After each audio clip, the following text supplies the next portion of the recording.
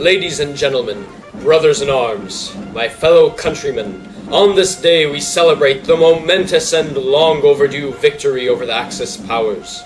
Behold, the dissolution of evil, the triumph of justice, and the unity through times of crisis of a glorious nation, eh?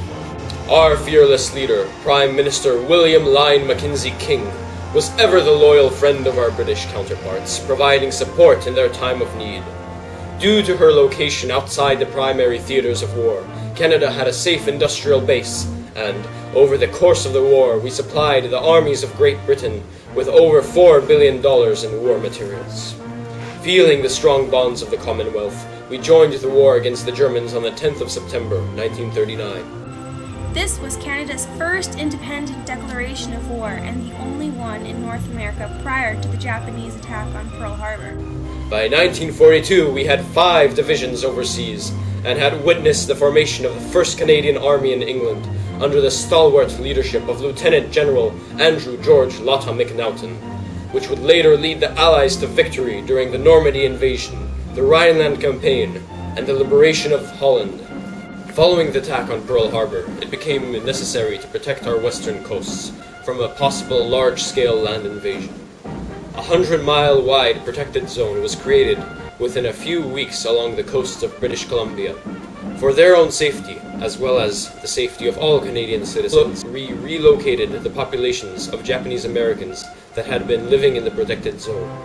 These industrious Canadians were sent to towns of opportunity on the interior of the continent, places full of potential that only needed the willing hands of the Japanese Canadians to make them bountiful assets to the Crown. The custodian of enemy property took great care of their properties and belongings of the relocated Japanese. Following the end of the war, Canada thanked the Japanese and let them continue to benefit society throughout Canada. In actuality, the Japanese Canadians were highly discriminated against prior to, during, and after the war.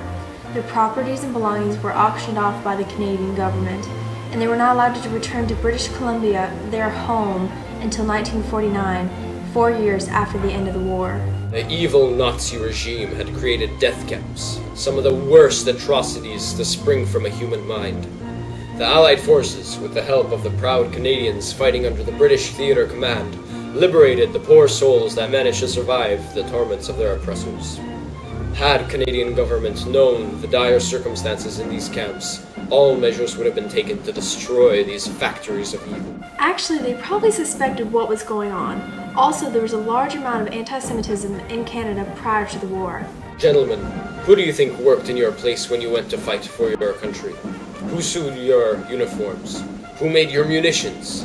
Who worked for the Navy, Army, and Air Force, taking important domestic jobs that allowed you to wave our majestic red and blue ensigns overseas? Tens of thousands of brave Canadian women left their homes to ensure the destruction of evil. 45,000 joined the Air Force alone. Be sure to thank your spouses that ensure the continued prosperity of our great nation. Preceding the war, Canada has been an active member of the United Nations since it was established in 1945. They have served 12 years on the UN Security Council, and since 2006 have been a part of the Human Rights Council. We persevered, we prevail, and now we will prosper. Okay?